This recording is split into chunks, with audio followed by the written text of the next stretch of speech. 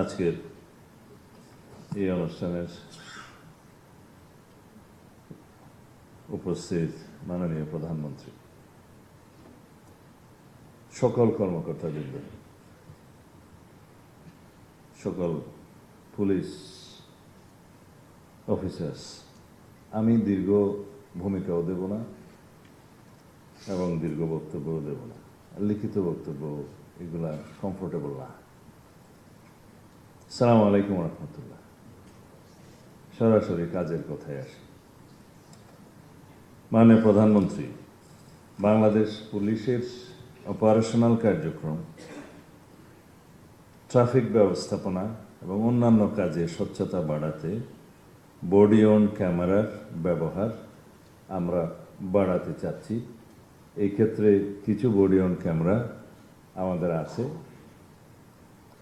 আমরা ভবিষ্যতে সকল পর্যায়ে যাতে বডি অন ক্যামেরা ব্যবহার করে রেকর্ডেড রাখতে পারি, সব বিষয়ে তদন্ত, অপারেশন, সমস্ত কার্যক্রমে সেই জন্য ব্যবস্থা নেব। জাতিসংঘের মানদণ্ড অনুযায়ী ন্যূনতম বল প্রয়োগ নীতির বিষয়ে পুলিশ সদস্যদের প্রশিক্ষণ প্রদান করা হচ্ছে। এক্ষেত্রে আপনারা সবাই দক্ষ পেশাদার পুলিশ অফিসার্স। আপনাদেরকে স্মরণ রাখতে হবে, মানবাধিকারের বিষয়টি এখন অত্যন্ত গুরুত্বপূর্ণ। কিন্তু তাই বলে আপনারা অপরাধ কার্যক্রম বন্ধ করতে গেলে বা কমাতে গেলে বা প্রসিকিউশন টিমকে সহযোগিতা করতে গেলে তদন্ত কার্যক্রম যাতে সুষ্ঠুরূপে পরিচালিত হয়, সেই জন্য আপনারা কৌশলে যা যা করতে হয় সেরকম মানবাধিকারকে সমুন্নত রেখে সকল কার্যক্রম চালান। সড়ক, মহাসড়ক, নৌপথ, রেলপথ, শিল্প ও কলকারখানা এবং দেশের গুরুত্বপূর্ণ স্থাপনা নিরাপত্তা নিশ্চিত করার পাশাপাশি রোহিঙ্গা ক্যাম্প, যেটা FDM এর নামে পরিচিত, অর্থাৎ স্পর্শকাতর স্থানেও বাংলাদেশ পুলিশ দক্ষতার সাথে দায়িত্ব পালন করছে। এখানে 4টা লেয়ারের নিরাপত্তা ব্যবস্থা আছে। প্রথম APBN, তারপরে পুলিশ, এরপরে সম্ভবত কোস্টগার্ড, BGB, তারপরে বাংলাদেশ সেনাবাহিনী। অপারেশনাল ছাড়া অন্যান্য কার্যক্রমে প্রাথমিকভাবে আমাদের পুলিশিং ব্যবস্থায় যা যা আছে সেটা করি। অপারেশনের ক্ষেত্রে আমাদের যৌথ অপারেশনের ব্যবস্থার সিদ্ধান্ত গৃহীত হয়েছে। আপনারা সিনিয়র অফিসাররা সবাই জানেন। বর্ডার এরিয়ায় BGB তার ভূমিকা পালন করবে সেই জায়গায়। নৌ পুলিশ এবং কোস্টগার্ড সীমান্ত, যেহেতু মাঠ নদী এবং আদার্স এরিয়া আছে, সেখানে পালন করবে। নেভি সমুদ্রের দায়িত্ব পালন করবে। ইন ডিটেইল আপনারা জানেন। আপনারা এই কমিউনিকেশনটা ডিসেমিনেট করবেন টু দি লোয়েস্ট লেভেল। পর্যটন শিল্পের উন্নয়নে পর্যটকদের নিরাপত্তা নিশ্চিত করতে ট্যুরিস্ট পুলিশের সক্ষমতা বাড়ানো হচ্ছে। এখানে আমরা এখনো সুনাম অর্জন করতে পারিনি। ইন ডিটেইল আমি আপনাদেরকে বলবো না, সেটা আপনারা জানেন। এখানে আমাদের দেশের ভাবমূর্তির বিষয়টি জড়িত। ট্যুরিস্ট পুলিশের যিনি সিনিয়র অফিসার রেসপন্সিবল, উপরে তো IGP আছে, আপনারা আবার একটা সমন্বিতভাবে উদ্যোগ গ্রহণ করবেন যাতে আমাদের দেশের ভাবমূর্তি বৃদ্ধি পায় এবং পর্যটকের সংখ্যা বৃদ্ধি পায়। Police clearance certificate, online GD সহ অন্যান্য সেবা দ্রুততার সঙ্গে প্রদানের কার্যক্রম চলছে, কিন্তু এটা এনশিওর করতে হবে যাতে সবকিছু আমরা যথাসময়ে দিতে পারি।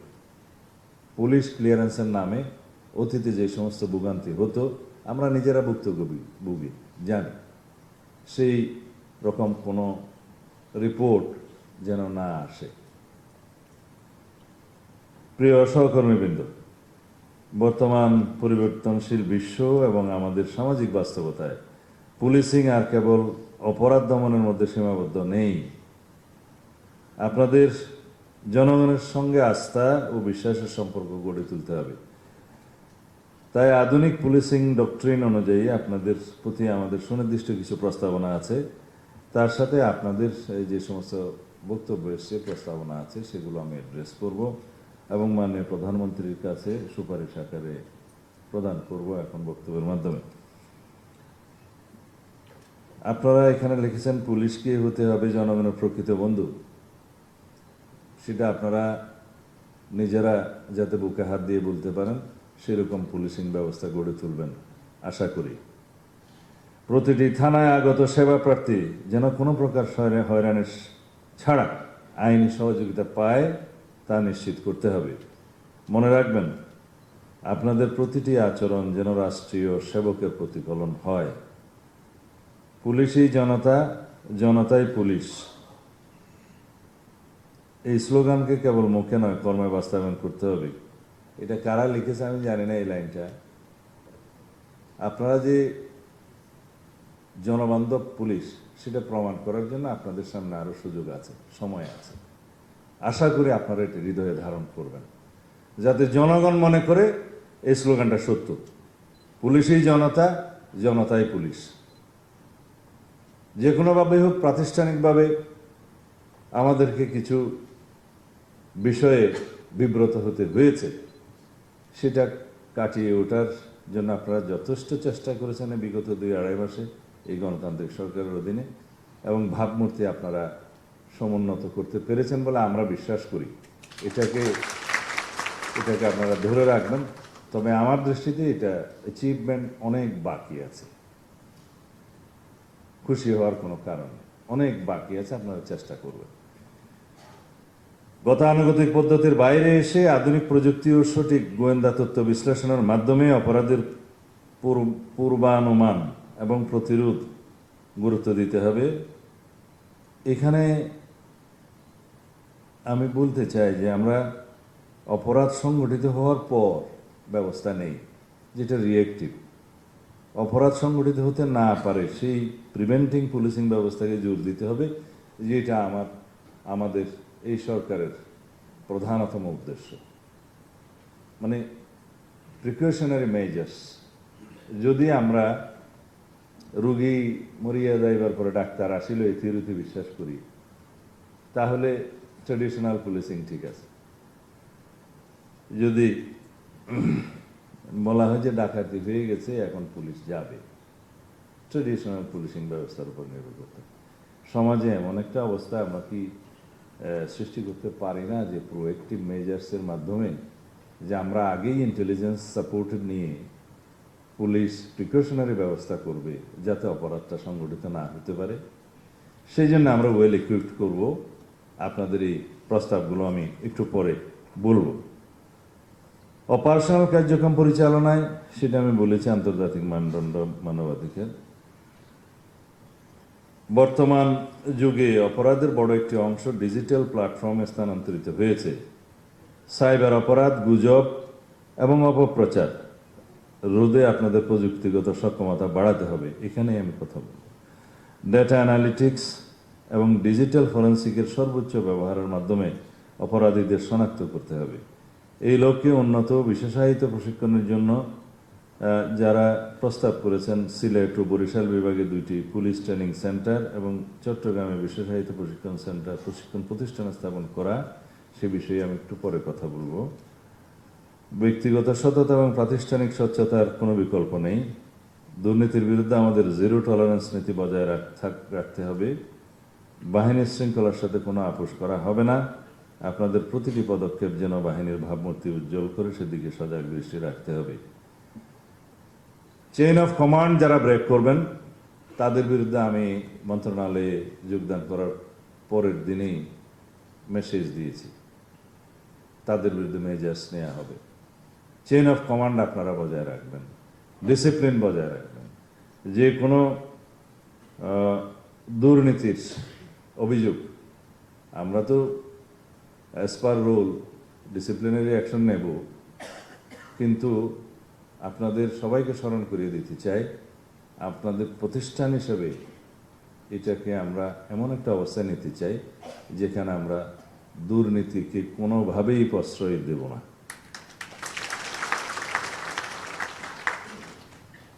তৃণমূল পর্যায়ে অপরাধ দমনে স্থানীয় জনগণের সাথে সেতুবন্ধন তৈরি করুন। বিট পুলিশিং কার্যক্রমকে আরও গতিশীল করে পাড়ায় মহল্লায় অপরাধীদের অভয়ারণ্য গুড়িয়ে দিতে হবে। মাদক, সন্ত্রাসবাদ এবং উগ্রবাদের বিরুদ্ধে সামাজিক প্রতিরোধ গড়ে তুলতে হবে। এবার আমি আপনাদের দাবি দেওয়া সংক্রান্ত এবং আমাদের এই প্রতিষ্ঠানকে একটি বিশ্বমানের প্রতিষ্ঠান হিসেবে গড়ে তোলার জন্য যা যা কিছু আমাদের প্রয়োজন এবং বর্তমানের বিশ্বের সাথে পাল্লা দিয়ে যে যে বিষয়গুলো অ্যাড্রেস করা প্রয়োজন সেই বিষয়গুলো আমি মাননীয় প্রধানমন্ত্রীর সামনে উপস্থাপন করছি। বাংলাদেশ পুলিশে একটি সাইবার ক্রাইম ইউনিট প্রতিষ্ঠা করা জরুরি, সেই দাবিটা এসছে প্রতিষ্ঠানের পক্ষ থেকে। এখানে আমরা একটি আইন প্রণয়নের জন্য হাই লেভেল কমিটি করে দিয়েছি কিছুদিন আগে। তারা একটা লেজিসলেশন সাজেস্ট করবেন যেখানে এই cyber crime, social media, visual media অপব্যবহার এবং যেটা বলা হয় মিস ইনফরমেশন এবং ডিসইনফরমেশন স্প্রেডিংয়ের মাধ্যমে যে অপরাধটা হচ্ছে সেটা অ্যাড্রেস করা, সাথে সাথে এই সাইবার ক্রাইম সংক্রান্ত অন্যান্য যে সমস্ত অপরাধগুলো আছে সেটা অ্যাড্রেস করার ক্ষেত্রে এবং পিউনিটিভ মেজার্স নেওয়ার ক্ষেত্রে আমরা কি লেজিসলেশনটা আনতে পারি। বিদ্যমান সাইবার অ্যাক্ট যেহেতু অনেক বেশি সমালোচিত হয়েছে এবং বর্তমানে যেটা আছে তাতে করে আমরা যেখানেই যাকে চালান দিচ্ছি এটা বেইলেবল হয়ে যাচ্ছে। তার সাথে ফিনান্সিয়াল ইন্টেলিজেন্স ইউনিটের যে বিএফআইউর যে কাজটা সিআইডি করে থাকে, নিজস্বভাবে করে থাকে, মানি লন্ডারিংয়ের ক্ষেত্রে করে থাকে, বাংলাদেশ ব্যাংকের ফিনান্সিয়াল ইন্টেলিজেন্স ইউনিটের সাথে সংযুক্তভাবে করে থাকে। সিনিয়র অফিসাররা নিশ্চয়ই এগুলো বুঝতে পারছেন যারা ডিল করছেন, সিআইডি সহ আদার্স। সেগুলো সমন্বিত করে আমাদের একটা আইন প্রণয়ন করা দরকার। বাংলাদেশে যা হয়, একটা অপরাধ সংগঠিত হয়েছে, একটা আলাদা আইন হয়। একটা শিশু দর্শন হয়ে গেছে, একটা আলাদা ধারা হয়েছে এবং একটা কোর্টও প্রতিষ্ঠা করা হয়েছে। এখন সেই কোর্টের কোনো কাজ নেই। প্রত্যেক ডিস্ট্রিক্টে একটা সেই মর্যাদার একটা কোর্ট এস্টাবলিশড হয়েছে, অফিসাররা পদায়ন হয়েছে, তার সাথে যে রেভিনিউ এক্সপেন্ডিচার আছে সেটা কেউ চিন্তা করে। এবং কোর্ট এস্টাবলিশ করতে গেলে সেরেস্তাদার থেকে শুরু করে কোর্ট পর্যন্ত অনেকগুলো পদের সৃষ্টি আছে, সেগুলো রেভিনিউ এক্সপেন্ডিচার আছে, তার নিরাপত্তার ভারটা আমাদের দেখতে হয়, হাউজিংয়ের ব্যবস্থা আছে। এরকম আলাদা আলাদা আইন, আলাদা আলাদা কোর্ট, আলাদা আলাদা হয়ে যাচ্ছে। সেই জন্য আমাদেরকে সমন্বিতভাবে এক জায়গায় যাতে আমরা অ্যাড্রেস করতে পারি সেই লেজিসলেশন এবং সেই প্রতিষ্ঠানটা গড়ে তুলতে হবে। সেটার জন্য মাননীয় প্রধানমন্ত্রী আমি প্রস্তাব করছি আমরা আলাদা একটি cyber security unit, crime unit আমরা এস্টাবলিশ করতে চাই। সেই জায়গায় প্রয়োজনে একজন অ্যাডিশনাল আইজিপি লেভেলের কর্মকর্তা হেড করবেন এবং সেই অর্গানাইজেশনটা সেভাবে থাকবে। এটা যুগের দাবি এবং বর্তমান বিশ্বে সাইবার ক্রাইমের জন্য, ফিনান্সিয়াল ক্রাইমের জন্য, ফিনান্সিয়াল ইন্টেলিজেন্সের জন্য এবং টেলিকমিউনিকেশনের ক্ষেত্রে এগুলো ইন্টারসেপশনের জন্য সরকারি পর্যায়ে যে প্রতিষ্ঠানগুলো আছে সেখানে আমরা এই টিমকে প্রশিক্ষণ দিতে পারি। ইতিমধ্যে কয়েকটি দেশের সাথে আমার কথা হয়েছে। সুতরাং যদি আপনি অনুমোদন করেন তাহলে আমরা সেই দিকে যাব ইনশাআল্লাহ, with legislation, with organization, with a motive. দ্বিতীয় হচ্ছে বাংলাদেশ পুলিশের জন্য প্রশিক্ষণ একাডেমি আমরা গতকালকে মানে প্রধানমন্ত্রী সম্মতি দিয়েছেন, জঙ্গল সলিমপুরে আমরা দুইটা বড় একাডেমি করতে চাই। একটা এলিট ফোর্সের জন্য, কারণ র্যাবের নামটা রাখা যাবে কি যাবে না সে ডিসিশন পরে। র্যাবের জন্য আলাদা লেজিসলেশন করার জন্য আমরা ইতিমধ্যে অনেক দূরে এগিয়ে গিয়েছি, রিপোর্টটা আমার বরাবর আসবে। কারণ একটা র্যাব ফোর্স রেইজ করা হয়েছে মানে প্রধানমন্ত্রী, এটা কিভাবে ফাংশন হয়েছে আমি মন্ত্রণালয়ে যাওয়ার পর দেখলাম এর জন্য আলাদা কোনো আইন নাই। আর্ম পুলিশ ব্যাটালিয়নের একটা নির্দিষ্ট ধারার অধীনে র্যাব কাজ করে। সেই প্রতিষ্ঠানটা একটা এলিট ফোর্স হিসাবে যদি আমরা রাখতে চাই, যে নামেই হোক, with all equipments and logistic, man power আর যা কিছু আছে, ইন্টেলিজেন্স সাপোর্ট, সব কিছু যদি আমরা সেখানে শিফট করতে চাই, সেই এলিট ফোর্সের জন্য একটা আলাদা লেজিসলেশন দরকার। সেখানে তাদের অথরিটি থাকবে, রেসপন্সিবিলিটি থাকবে সাথে সাথে অ্যাকাউন্টেবিলিটি এবং ট্রান্সপারেন্সি এনশিওর করতে হবে। এই চারটা এমবডিড করে সেই আলাদা লেজিসলেশনটা আগামী 2-1 মাসের মধ্যে আশা করি ফাইনালাইজ করতে পারবো, তখন সেটা এলিট ফোর্স রেজ করবে। এখন অ্যাডক ভিত্তিতে এই সমস্ত প্রতিষ্ঠান কিভাবে 10-12 বছর চলেছে বা আরও বেশি চলেছে আমি জানি না। এভাবে রাষ্ট্র চলতে পারে না। একটা অথরিটি আছে, রেসপন্সিবিলিটি আছে, কিন্তু কোনো ট্রান্সপারেন্সি এবং অ্যাকাউন্টেবিলিটি নাই, সেটা হতে পারে না। এই পুলিশ একাডেমি দুটো ইনশাআল্লাহ আমরা ভিজিট করে, জায়গা যেহেতু সরকারি জায়গা সেটা আমরা দেখব, এবং ওই এলাকায় আরও একটি আমি প্রস্তাব করছি, মানে প্রধানমন্ত্রী একসাথে তারা যে স্পোর্টস কমপ্লেক্সের প্রস্তাবটা করেছে পুলিশ বাহিনীর জন্য, আলাদা স্পোর্টস কমপ্লেক্স, আমি নগরের ভিতরে এই প্রতিষ্ঠান দেওয়ার জন্য এত জমি নাই। তো সুতরাং আমরা যদি কোথাও এরকম সরকারি জমি, খাস জমি পাই, জঙ্গল সলিমপুরের মতো অথবা অন্য জায়গায়, জমি নষ্ট না করে আমরা পুলিশের জন্য একটা স্পোর্টস কমপ্লেক্স চাই। মাননীয় প্রধানমন্ত্রী আপনি সদয় বিবেচনা করবেন। তারা চেয়েছেন মেডিকেল সার্ভিসের জন্য আলাদা একটা সার্ভিস, বাংলাদেশ পুলিশের মেডিকেল সার্ভিস প্রতিষ্ঠা। আপনাদের চাওয়াটা ন্যায্য, কিন্তু প্রত্যেক সার্ভিসের জন্য একটা আলাদা যদি মেডিকেল সার্ভিস আমরা এরকম এন্টারটেইন করি, সেটা আমাদের রেভিনিউ কতটা সাপোর্ট করতে পারবে সেটা চিন্তা করতে হবে। আমরা এক্সিস্টিং যে হসপিটালটা আছে, রাজারবাগ সেন্ট্রাল হসপিটাল বা ডিভিশনাল পর্যায়ের হসপিটাল, এগুলোকে আমরা আরও উন্নত করবো ইনশাআল্লাহ। এখানে ওয়েল ইকুইপমেন্ট হবে এবং যথাযোগ্য ডাক্তার, তারা পিজি হাসপাতালের হোক, ঢাকা মেডিকেলের হোক, প্রয়োজন অনুসারে যদি আমরা ডেপুটেশন আনতে পারি ওখানে সেই সার্ভিসটা হবে। দরকার হলো আপনাদের চিকিৎসা সেবা, নাকি আপনাদের দরকার তো চিকিৎসা সেবা, সেই চিকিৎসা সেবাটা এনশিওর করার জন্য মাননীয় প্রধানমন্ত্রী ইতিমধ্যে বড় বড় কিছু প্রাইভেট হসপিটালের সাথে চুক্তি সম্পাদনের জন্য নির্দেশনা দিয়েছেন স্বাস্থ্য মন্ত্রণালয়কে।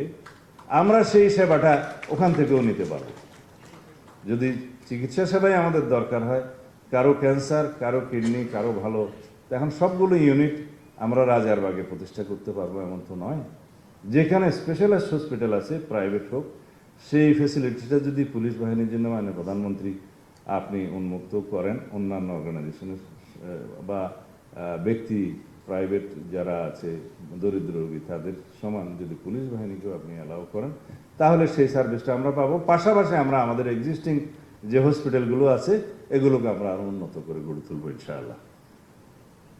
এখন তো তালি হলো, নিজে তো পাইলেই খালি তালি দেন। আচ্ছা, এখন আপনারা এভিয়েশন পুলিশ প্রতিষ্ঠার কথা বলছেন। এই মুহূর্তে বোধহয় পুলিশের জন্য এভিয়েশন পুলিশ প্রতিষ্ঠা করা সুবিবেচিত হবে না। আমরা এভিয়েশন সার্ভিসের জন্য বিগত সরকারের সময়, আমি এখানে সমালোচনা করবো না, 2টো হেলিকপ্টার তো কেনা হয়েছে, আমরা সরবরাহ পাইনি। কেন পাইনি তাও জানেন, রাশিয়া থেকে কেনা হয়েছে, এটা পরে আরেকটি দেশের এম্বার্গো ছিল, মানি ট্রানজ্যাকশন অসুবিধা ছিল, সেটা আমরা কোনো রকমের সেই দেশের একটু ক্লিয়ারেন্সটা এখন পেয়েছি, সেটা হয়তো সরবরাহ হবে। এখন তারা আরও বেশি ক্লেম করতেছে মেনটেনেন্স, এটা ওইটা বলে টোলে আমরা এখন এটা পাইনি। এই MI-17 কি পুলিশ এখন মেনটেন করতে পারবে? যেটা মেনটেন করতে পারবে সেরকম অর্গানাইজেশনের জন্য হলে অসুবিধা নেই, কিন্তু আসার পরে এই দুইটা দিয়ে আমরা স্টার্ট করব। মেনটেনেন্সের জন্য বা অন্য কিছুর জন্য আমরা সেনাবাহিনীকে অনুরোধ করব, আমাদের প্রয়োজনীয় যেই সাইজের হেলিকপ্টার প্রয়োজন, দরকার হলে সেটা আমরা এক্সচেঞ্জে নিতে পারবো, এবং সেটা আমাদের ডিপার্টমেন্ট হবে, কথা হবে, সবাই তো সরকারি সংস্থা। কিন্তু এভিয়েশন সার্ভিস আলাদা এই মুহূর্তে না করে, র্যাবের একটা হেলিকপ্টার আছে, সেটাও মেনটেন করা হয় না। আমি রাজশাহী যাওয়ার সময় সেই র্যাবের হেলিকপ্টারে ওই সময় উঠতে স্বচ্ছন্দ বোধ করি না। বিজিবিতে 2টা হেলিকপ্টার আছে, স্বরাষ্ট্র মন্ত্রণালয় অর্গানাইজেশন, একটা সবসময় মেনটেনেন্সে থাকে আর একটা বসে গেছে। তা আমরা সেগুলো রেজ করতে হবে, বেশি দরকার কার। তো সেই হিসাবে মানে প্রেস্টিজ হিসেবে একটা অর্গানাইজেশনের যদি হেলিকপ্টার চান তো ঠিক আছে, কিন্তু র্যাবের একটা আছে, বিজিবির 2টা আছে, বিজিবির আরও দরকার, আমরা সেগুলো রিপ্লেস করতে পারি। এভিয়েশন সার্ভিস ইনশাআল্লাহ কোনো এক সময় গঠিত হবে, যদি আপনারা আপনাদের সেই টেস্টে উত্তীর্ণ হন ইনশাআল্লাহ। আপনারা দূতাবাসে অফিসার নিয়োগের ক্ষেত্রে যে প্রস্তাব দিয়েছিল দেখছি খুব বেশি তালি দিয়েছে, এবং বিদেশে পোস্টিংয়ের জন্য বিভিন্ন জায়গায় এটা জরুরি আছে, কিন্তু এটার একটা আমাদের সমন্বিত আলোচনা প্রয়োজন আছে বিভিন্ন ডিপার্টমেন্টের সাথে, ফরেন মিনিস্ট্রির সাথে, এস্টাবলিশমেন্ট মিনিস্ট্রির সাথে, দুদকের সাথে, লেবার মিনিস্ট্রির সাথে, আরও অন্যান্য অর্গানাইজেশন আছে, আমি ডিফেন্সের কথা বললাম না। সবাই তো চাইবেন আমাদের প্রয়োজন অনুসারে যদি ডেপুটেশনে সেরকম কোনো কর্মকর্তা কোনো নির্দিষ্ট দেশে পাঠাতে হয়, আমরা পাঠাচ্ছি তো। পাসপোর্টের জন্য আমরা টিম পাঠাচ্ছি না, স্পেনে পাঠাইনি, আমরা হোম মিনিস্ট্রির অধীনে পাঠাইনি, সৌদি আরবে পাঠাইনি, বা দুবাইতেও পাঠাতে হবে বা পাঠাইছি সম্ভবত। অ্যাজ অ্যান্ড হোয়েন নেসেসারি আমরা স্বরাষ্ট্র মন্ত্রণালয়ের অধীনে সেরকম টিম পাঠিয়ে থাকি। যদি পার্মানেন্ট এরকম পোস্ট ক্রিয়েট করতে হয়, ডেপুটেশনে দিতে হয়, সেটার রেভিনিউ এক্সপেন্ডিচার কী হবে, নতুন রেভিনিউ স্ট্রাকচার করতে হবে কিনা, এস্টাবলিশমেন্টের অনুমতি নিতে হবে কিনা ইত্যাদি অনেক পরীক্ষা নিরীক্ষাতে আশা করি সেটা আমরা পরে বিবেচনা করব, একদম হতাশ করছি না। অন্যান্য বিষয়ে বেশি আমি আর সময় নেব না। মাননীয় প্রধানমন্ত্রী, আমাদের প্রধান উদ্দেশ্য যেটা আপনি ইতিমধ্যে আমাদের উদ্দেশ্যে যে অনুশাসন দিয়েছেন বিভিন্ন সময়, যে মাননীয় প্রধানমন্ত্রীর ঘোষিত সেবা বান্ধব ও আধুনিক পুলিশ গঠনের লক্ষ্যে স্বল্প, মধ্য ও দীর্ঘমেয়াদী পরিকল্পনা যেমন জরুরি, তেমনি প্রয়োজন কর্মপরিকল্পনার বাস্তবায়ন। আমি আশা করি স্বরাষ্ট্র মন্ত্রণালয় বাংলাদেশ পুলিশ যৌথভাবে সমন্বিত কর্মসূচি গ্রহণের মাধ্যমে মাননীয় প্রধানমন্ত্রীর অভীষ্ট লক্ষ্য অর্জনে মেধা, দক্ষতা ও নিষ্ঠার সাথে দ্রুত কার্যক্রম গ্রহণ করবে। এটা কি আপনারা জেনে বুঝে দিয়েছেন? না হলে আমি যতক্ষণ থাকবো সেটা অ্যাকাউন্টেবিলিটি কিন্তু আপনাদের কাছ থেকে নেব। আমাদের 31 দফা, তার ভিত্তিতে নির্বাচনী ইশতেহার বাস্তবায়নটা আমাদের জন্য চ্যালেঞ্জ।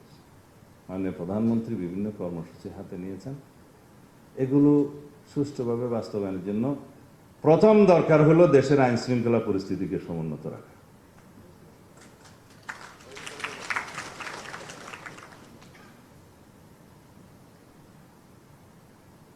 আপনারা